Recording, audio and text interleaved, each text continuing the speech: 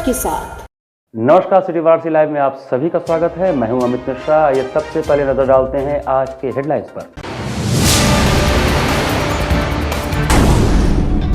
Congress party के 10 दिवसीय पदयात्रा के तहत कैंट विधानसभा क्षेत्र में निकली पदयात्रा।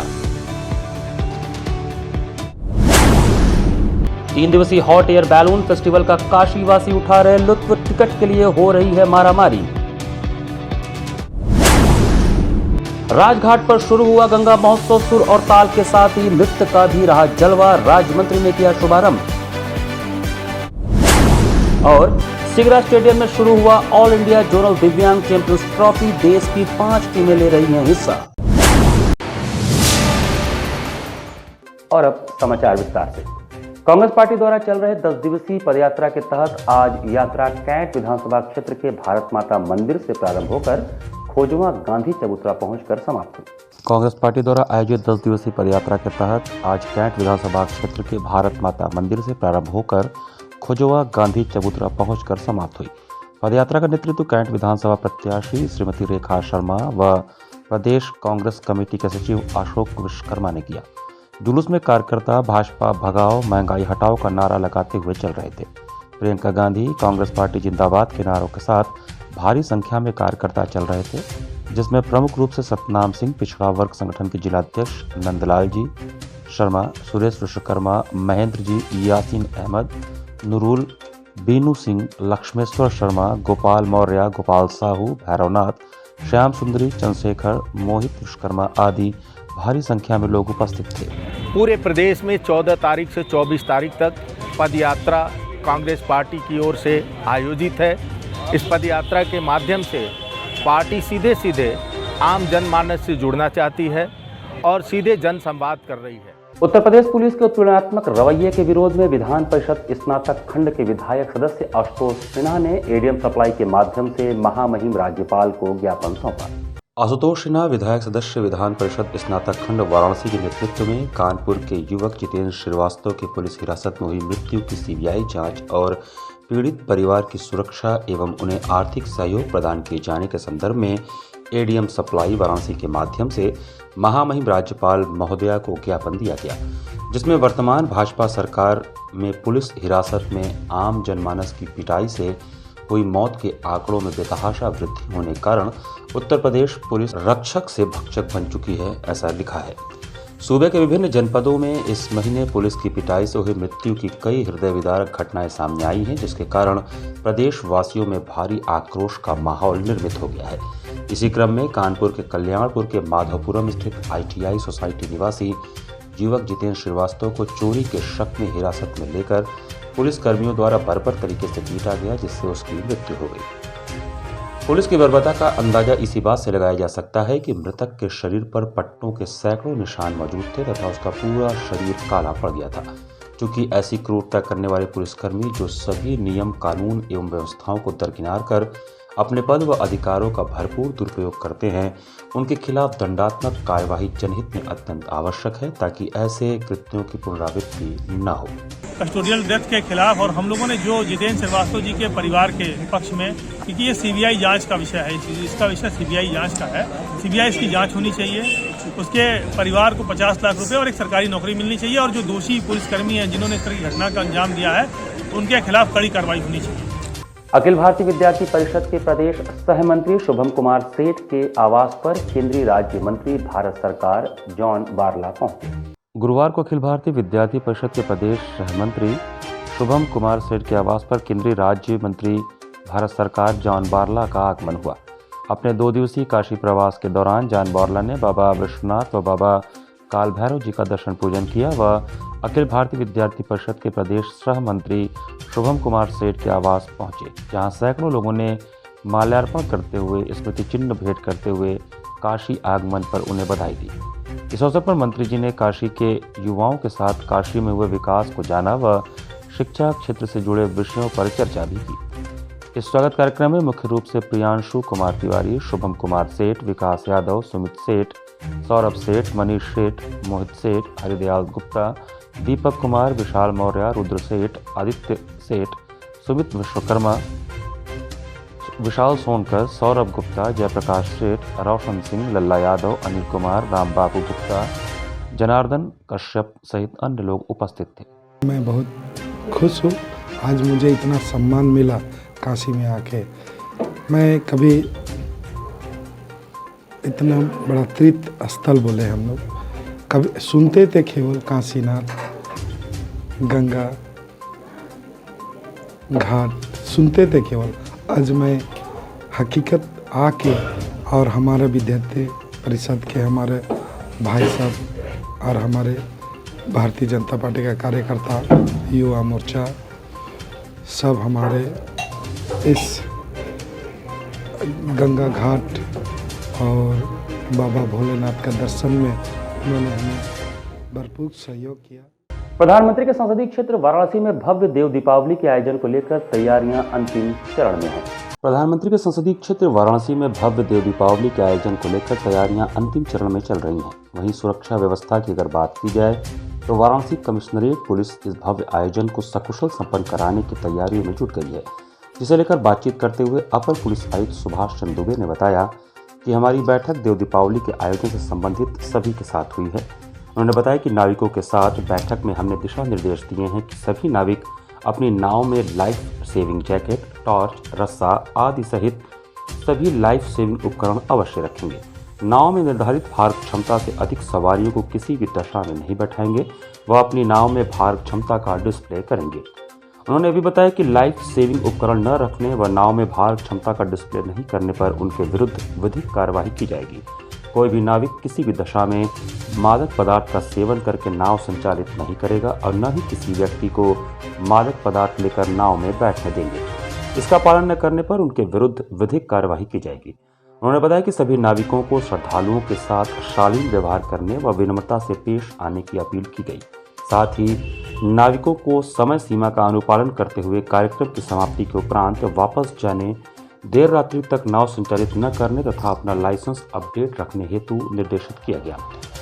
अपर पुलिस आयुक्त ने बताया कि एनडीआरएफ द्वारा स्टीमर तेज चलाए जाने से पानी की ऊंची ऊंची लहरें उठती हैं, जिससे छोटी नावों के दुर्घटनाग्रस्त होने की संभावना रहती है। इस पर एनडीआरएफ को निर्देशित किया गया कि स्टीमर तेज गति से न चलाकर सामान्य गति से चलाए ताकि किसी प्रकार की दुर्घटना की संभावना न रहे। नगर निगम के अधिकारियों से सभी घाटों की समय से सफाई कराने व सिल्ट आदि हटाने हेतु अपेक्षा की गई। वहीं उन्होंने बताया कि सभी पुलिस अधिकारियों को देव दीपावली के पर्व के संबंध में सुरक्षा व्यवस्था से संबंधित सभी प्रबंध समय से सुनिश्चित कराने तथा ड्यूटी पर लगाए जाने वाले सभी पुलिसकर्मियों को उनके ड्यूटी स्थल के कर्तव्यों के बारे में व सभी श्रद्धालुओं के साथ शालीन व्यवहार करते हुए विनम्रता से पेश आने तथा पूरी सतर्कता एवं दृढ़ता से अपनी ड्यूटी संपादित करने हेतु विधिवत ब्रीफ करने के लिए निर्देशित किया गया। देव दीपावली पर्व के अवसर पर सुरक्षा की दृष्टि से सभी घाटों पर निरंतर सतर्क दृष्टि रखने हेतु पर्याप्त संख्या में ड्रोन का उपयोग करने हेतु निर्देशित किया गया। नाविकों से ये अपेक्षा की गई है कि वे निर्धारित भार क्षमता से अधिक लोगों को अपने नाव पर नहीं बिठाएंगे। इसके लिए उनकी नाव की जितनी क्षमता है उसका एक डिस्प्ले उस पर न केवल लिखेंगे बल्कि उसको एक तख्ती में किसी प्लास्टिक के या एल्युमिनियम की तख्ती में उसको ऊपर भी डिस्प्ले करेंगे, जिससे स्पष्ट रूप से यात्री भी अपनी सुरक्षा को लेकर सजग रहेंगे कि इस निर्धारित भार संख्या से अधिक लोगों का बैठना खतरनाक है। इसके अलावा सभी नाविकों को यह भी निर्देश दिया गया है कि किसी भी रूप में कोई भी मदिरापान या अन्य प्रकार के मादक पदार्थों का सेवन करके नाव का संचालन नहीं करेंगे। देर रात्रि वहाँ पर एक बार देव दीपावली का पर्व संपादित हो जाता है तो उसके पश्चात देर रात तक वहाँ पर विचरण नहीं करेंगे, समय के साथ वापस आएंगे। साथ ही साथ किसी भी प्रकार से कोई भी अनहोनी ना हो, इसके लिए सिविल पुलिस भी बहुत पर्याप्त संख्या में आम जनमानस के बीच में तैनात की गई है ताकि किसी प्रकार की टप्पेबाजी या किसी के द्वारा अमानत में खयानत की घटना वहाँ पर न हो, और अगर कोई ऐसा प्रयास करता है तो रंगे हाथ पकड़ा जाए। ड्रोन से भी व्यापक रूप से निगरानी की जाएगी और स्वयं हमारे वाराणसी कमिश्नरेट पुलिस के जो सीनियर ऑफिसर्स हैं वह स्वयं वहाँ पर रिवर पेट्रोलिंग टीम के साथ पूरी मुस्तैदी के साथ उस समय वहाँ पर तैनात होंगे। बड़े शहरों की तर्ज पर धर्म और आध्यात्म की नगरी काशी में पर्यटन विभाग द्वारा प्रारंभ किए गए 3 दिवसीय हॉट एयर बैलून शो में सैलानी अद्भुत अनुभूति कर रहे हैं। धर्म और आध्यात्म की नगरी काशी अब प्रधानमंत्री नरेंद्र मोदी के प्रयासों के चलते बदलती हुई नजर आ रही है। जो हॉट एयर बैलून की सैर लोग बड़े बड़े पर्यटन शहरों में किया करते थे, अब उसी हॉट एयर बैलून से लोग काशी नगरी का दर्शन करते दिखे। वाराणसी में पर्यटन को बढ़ावा देने के लिए यूपी सरकार ने देव दीपावली के मौके से 3 दिवसीय हॉट एयर बैलून फेस्टिवल का आयोजन किया है। इस आयोजन में वाराणसी के गंगापार डोमरी गांव से इस पार तक कुल 11 बैलून ने उड़ान भरी, जिसमें लोग सवार थे। इस बैलून से लोग बनारस के बदलते तस्वीर का नज़ारा करीब 300 मीटर ऊंचाई से देख रहे थे और सरकार के इस प्रयास से बनारस के पर्यटन का जो बढ़ावा हो रहा है उसको भी अनुभव कर रहे थे। वहीं गंगा पार से लेकर शहर की ओर उड़ान भरने में करीब 1 घंटे तक लोग इस आनंद का लुत्फ उठाए। धर्म की नगरी को आसमान की ऊंचाई से देखना तथा श्री काशी विश्वनाथ मंदिर के भव्य कॉरिडोर सहित प्राचीन और मॉडल बनारस के अनुभव को भी लोगों ने साझा किया। इस मामले पर पर्यटन अधिकारी ने बताया कि बनारस के पर्यटन का उद्देश्य है कि बैलून 15 तारीख से चल रहा है, आज 18 है और कल 19, कल तक चलेगा ये। आज और कल शाम को टीजर फ्लाइट भी होंगी, मतलब बंधी हुई फ्लाइट होंगी शाम से यहाँ पे। और ये एक बैलून फेस्टिवल है कि जो इंटर टूरिज़्म को यहाँ पर प्रमोट करने का प्रयास चल रहा है। एक नया टूरिज़्म है कि बैलून फेस्टिवल को इसीलिए किया जा रहा है कि हॉट एयर बैलून की एक रेगुलर राइड कराई जा सके। इसके लिए पर्यटन निदेशालय ने टेंडर किया था और वो करके ही ये कार्य यहाँ कराया जा रहा है। कितने बैलून हैं? 11 बैलून है यहाँ एक लोकेशन है। हाँ, टोटल 11 बैलून इस फेस्टिवल में आए हैं। तो इससे एक क्या अनुभव मिलेगा लोगों को? अनुभव ये मिलेगा कि यहाँ से अब जो बनारस के घाट है इनको आप जैसे ड्रोन वगैरह शॉट करते थे, इनको आप खुद अपने वहाँ से ही ऊपर से देख सकते हैं, हाइट से उनकी ब्यूटी देख सकते हैं, शहर को क्रॉस करके जाएंगे, अपने शहर को देखेंगे, जाने का अलग अनुभव है। और ये इसकी चूँकि बहुत फास्ट नहीं होता है, धीरे धीरे होता है, तो एक स्ट्रेटेजी लेके अच्छी फोटोग्राफ ले सकते हैं। यहाँ पर वक्त फिलहाल छोटे ब्रेक का, बने रहिए सिटी वाराणसी लाइव के साथ। वाराणसी लाइव, सच के साथ। Best fundamental lab, best faculty, best placement set. We are proud to be a student of JDSL.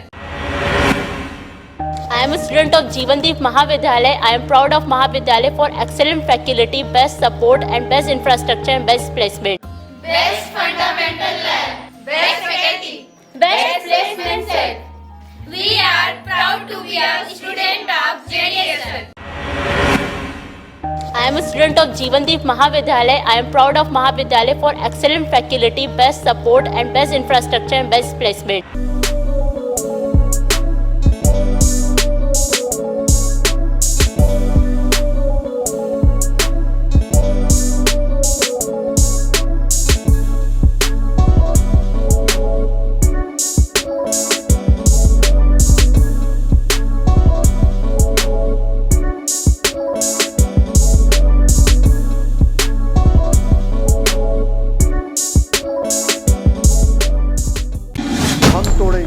ये सन्नाटा,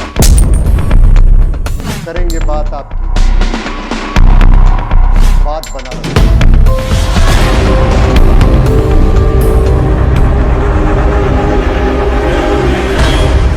पूछेंगे सवाल, उठाएंगे मुद्दे, करेंगे बहस, होगा मुकाबला आमने सामने, ताकि सच जिंदा रहे। बेबाक बहस। कोरोना वायरस ने देश में एक बार फिर से रफ्तार पकड़ ली है। ऐसे में जरूरी है कि सभी लोग पूरी एहतियात बरतें। घर से बाहर निकलते समय मास्क का सदैव प्रयोग करें। समय समय पर हाथों को सैनिटाइजर से सैनिटाइज करें। ज्यादा भीड़ भाड़ वाली जगहों में जाने से बचें। 2 गज की दूरी का पालन करें। स्वस्थ रहें, सुरक्षित रहें। जनहित में जारी वाराणसी लाइव। वाराणसी लाइव, सच के साथ। ब्रेक के बाद आपका स्वागत है। सिविल डिप्लोमा इंजीनियर संघ सिंचाई विभाग उत्तर प्रदेश के निर्देश पर मुख्य अभियंता सिंचाई विभाग वाराणसी के कार्यालय के समक्ष धरना व ध्यानाकर्षण कार्यक्रम किया गया। सिविल डिप्लोमा इंजीनियर संघ सिंचाई विभाग उत्तर प्रदेश को सिविल डिप्लोमा इंजीनियर संघ सिंचाई उत्तर प्रदेश लखनऊ के निर्देश के क्रम में मुख्य अभियंता सोन सिंचाई विभाग वाराणसी के कार्यालय के समक्ष उत्तर प्रदेश की कैबिनेट से पारित स्थानांतरण नीति के पूर्णतः विरुद्ध किए गए स्थानांतरण बिना ठोस आधार के प्रशासनिक आधार पर स्थानांतरण, प्रोन्नति, एसीपी स्थायीकरण आदि सेवा संबंधी प्रकरणों को वर्षों तक लंबित रखने एवं क्षेत्रों में नहरों के संचालन, सिल्ट, सफाई आदि कार्यों हेतु केवल जूनियर इंजीनियर अथवा सहायक अभियंता को उत्तरदायी बनाकर किए जा रहे विभिन्न रूपों में उत्पीड़न के विरोध में मंडल अध्यक्ष इंजीनियर हेमराज सिंह की अध्यक्षता में 1 दिवसीय धरना प्रदर्शन तथा ध्यानाकर्षण का कार्यक्रम प्रांतीय अतिरिक्त महासचिव पूर्वी engineer Ajay Kumar, Uttar Pradesh diploma engineer महासंघ के अतिरिक्त महासचिव engineer Praveen Kumar Rai, Uttar Pradesh diploma engineers महासंघ के मंडल उप महासचिव इंजीनियर इंदु बहादुर सिंह यादव की गरिमामय उपस्थिति एवं मंडल उप महासचिव इंजीनियर मनोज कुमार श्रीवास्तव के संचालन में संपन्न हुआ। धरना तथा ध्यानाकर्षण कार्यक्रम में सभी लोगों द्वारा प्रमुख अभियंता सिंचाई विभाग उत्तर प्रदेश द्वारा एवं क्षेत्रीय अधिकारियों द्वारा जूनियर इंजीनियर के विरुद्ध किए जा रहे उत्पीड़न एवं समस्याओं का निराकरण न होने का घोर विरोध किया गया तथा यह मांग की गई कि अतिशीघ्र संघ के सदस्यों की समस्याओं का निराकरण नहीं किया गया तो प्रांतीय नेतृत्व के आह्वान पर जो निर्देश प्राप्त होंगे उसके अनुरूप पूरे प्रदेश में कार्यक्रम किया जाएगा। मुख्य अभियंता स्तर पर पूरे प्रदेश में धरना प्रदर्शन का कार्यक्रम चल रहा है। आज भी अगर इनके द्वारा उस पर हमारे कोई निर्णय नहीं लिया गया तो इसके बाद हमारे प्रांतीय नेतृत्व द्वारा जो भी निर्देश प्राप्त होगा उसके उपरांत हम लोग जैसा निर्देश प्राप्त होगा वैसा हम लोग संघर्ष कार्यक्रम अपना रखेंगे। और हम आपके माध्यम से, मीडिया के माध्यम से यही चाहते हैं कि हमारी बातों को सरकार तक पहुंचावें। हमने इसके माध्यम में इसके पूर्व में भी जनपद लेवल पर, अधीक्षण अभियंता कार्यालय पर और शासनिक लेवल पर दिया था। जिलाधिकारी के माध्यम से हमने पूरा ज्ञापन 26 नवंबर को देश भर में 72वां संविधान दिवस मनाया जाएगा। इसके लिए अहमदाबाद के वरिष्ठ दलित अधिकार कार्यकर्ता व दलित फाउंडेशन के प्रमुख मार्टिन मेकवान के राष्ट्रीय आह्वान पर संविधान शक्ति युग मनाने को लेकर तैयारी बैठक की गई। चौबे पूर्व प्रधानमंत्री नरेंद्र मोदी के संसदीय क्षेत्र में सारनाथ, अस्सी घाट, रविदास मंदिर, अंबेडकर पार्क, सांसद आदर्श गांव सहित सैकड़ों गांव, मोहल्ले और बस्तियों में संविधान शक्ति युग मनाकर अपना विधान गढ़ेंगे।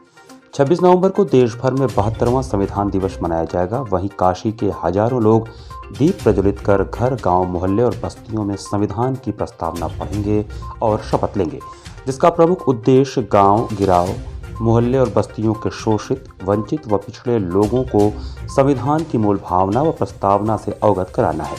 नए युग को मजबूत करने के साथ साथ डॉक्टर अंबेडकर के योगदान को श्रद्धांजलि देना है। प्रधानमंत्री नरेंद्र मोदी के गृह राज्य गुजरात के अहमदाबाद के वरिष्ठ दलित अधिकार कार्यकर्ता व दलित फाउंडेशन के प्रमुख मार्टिन मेकवान के राष्ट्रीय आह्वान पर फाउंडेशन से जुड़े सामाजिक कार्यकर्ताओं ने गुरुवार को परानापुर स्थित नटवावीर बाबा मंदिर के प्रांगण में संविधान शक्ति युग मनाने को लेकर तैयारी बैठक की। बैठक का संचालन कर रहे सामाजिक कार्यकर्ता राजकुमार गुप्ता ने बताया कि संविधान में प्रदत्त अधिकारों को प्राप्त करने के लिए जागरूक होना जरूरी है। दलित, शोषित, वंचित, पिछड़ों और महिलाओं को उनके अधिकार संविधान से ही मिलेंगे, किसी धर्म शास्त्र से नहीं मिलेंगे। इसके लिए संविधान शक्ति युग मनाकर अपने हक, हकूक, मान सम्मान, अधिकार के लिए जागरूक किया जा रहा है। हमारे लिए संविधान ही ग्रंथ है, संविधान से ही देश चल रहा है। युग संविधान शक्ति युग है। 26 नवंबर को देश का संविधान बाबा साहब द्वारा समर्पित हुआ था, जिसे देश ने अंगीकृत किया था। उसी के उपलक्ष्य में संविधान शक्ति युग मनाने का संकल्प लिया गया है और विश्व में यह पैगाम जाएगा कि भारत का संविधान ही सारे ग्रंथों से सबसे ऊपर है, सबसे बेहतरीन है। हमारे हक, हकूक, मान, सम्मान, अधिकार संविधान से ही मिलेंगे। इस अवसर पर दलित फाउंडेशन से जुड़े सामाजिक कार्यकर्ता गोरखनाथ, अनिल कुमार, रमेश कुमार, ममता कुमार, रेणु देवी, अमलेश कुमार, जीरा, साधना गुप्ता, राजकुमार गुप्ता, रूपमाला, सुमन देवी, शैलेंद्र कुमार आदि लोग उपस्थित थे। गंगा महोत्सव की प्रथम निशा में गंगा घाट पर संगीत की त्रिवेणी में कला प्रेमी गोते लगाते रहे। काशी के राजघाट पर गंगा महोत्सव का शुभारंभ बुधवार को हुआ। इस अवसर पर महोत्सव की पहली संध्या अलीशा मिश्रा के तबला वादन के नाम रही। इसके तबले की जादुई थाप ने वहां बैठे श्रद्धालुओं और मेहमानों को मंत्रमुग्ध कर दिया। इस आयोजन में देश विदेश के कई विख्यात कलाकारों का आगमन हो रहा है। महोत्सव में ग्रैमी अवार्ड जीत चुके पद्म भूषण पंडित विश्व मोहन भट्ट अपने मोहन वीणा पर गंगा के बीच सुर बिखेरे। इस महोत्सव का उद्घाटन राज्य मंत्री डॉक्टर नीलकंठ तिवारी ने दीप प्रज्वलित करके किया। इस दौरान उन्होंने कहा कि यह मंच संगीत के लिए जाना जाता है, जहां देश विदेश के लब्ध कलाकार अपनी कला का प्रदर्शन करते हैं और मां गंगा के चरणों में अपनी स्वर लहरियां देते हैं। इस दौरान शुरू हुए कार्यक्रम के बीच संगीत प्रेमी सर्द हवाओं के थपेड़ों की परवाह किए बगैर संगीत की गर्मी लेते रहे। देर रात तक इस कार्यक्रम का लुत्फ लोग उठाते रहे। गंगा महोत्सव आज से प्रारंभ हो रहा है और कल के बाद परसों विश्व का सबसे लोकप्रिय दीप का पर्व देव दीपावली हम मनाएंगे। इस कार्यक्रम में आप सभी लोग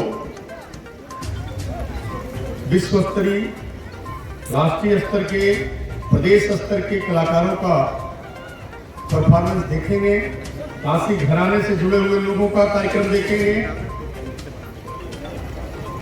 तो निश्चित तौर पर आपके साथ साथ विभिन्न प्रदेशों से, देशों से आए हुए लोग भी इसका आनंद लेंगे। सुंदरपुर स्थित लाइफलाइन हॉस्पिटल में कार्डियक कैथ लैब का उद्घाटन हुआ।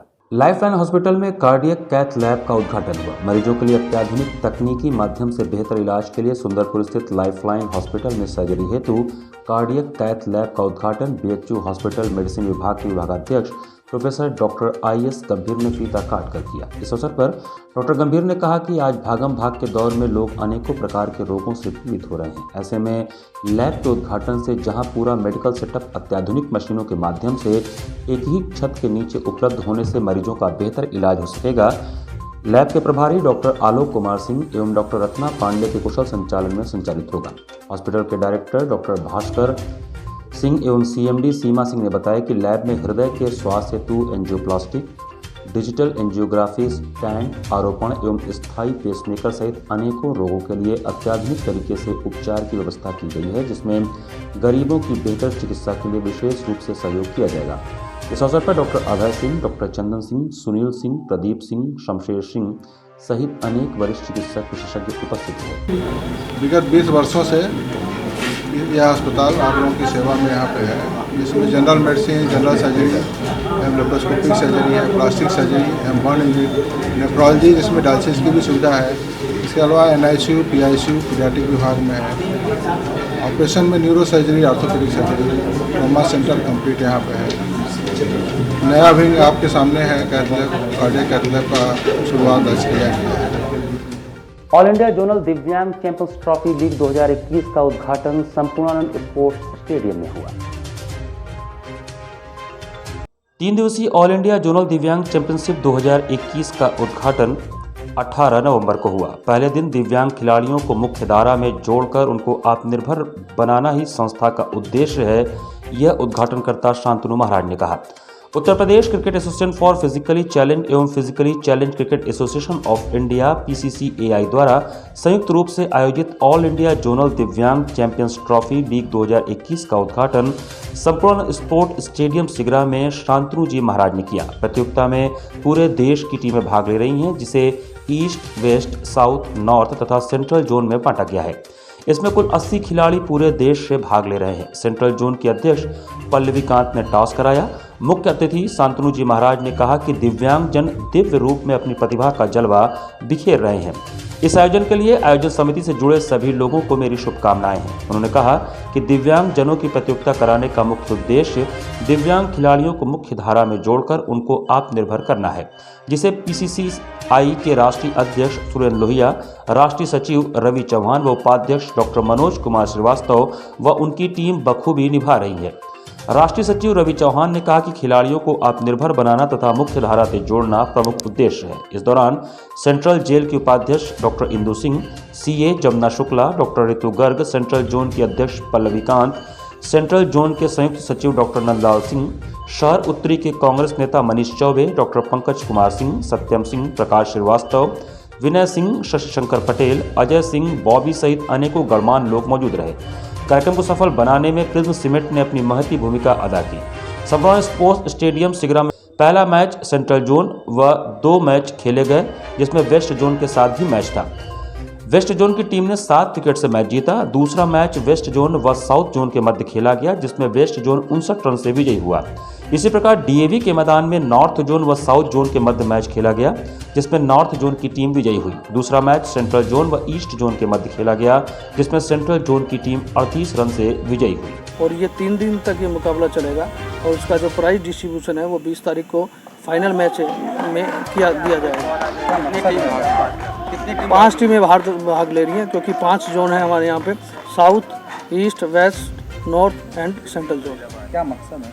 मकसद यही है, इन खिलाड़ियों को कोविड के बाद मैदान पे आने की चेष्टा थी और मैदान पे हम ला नहीं पा रहे थे, तो यहाँ हमारी जो Uttar Pradesh physically challenge cricket association है उन्होंने एक हिम्मत दिखाई और कोविड के बाद इन खिलाड़ियों को यहाँ पूरे भारतवर्ष को इन्होंने जोड़ा है। इसी के साथ सिटी वाराणसी लाइव का यह संस्करण यहीं समाप्त करते हैं। मुझे दीजिए आज्ञा, नमस्कार।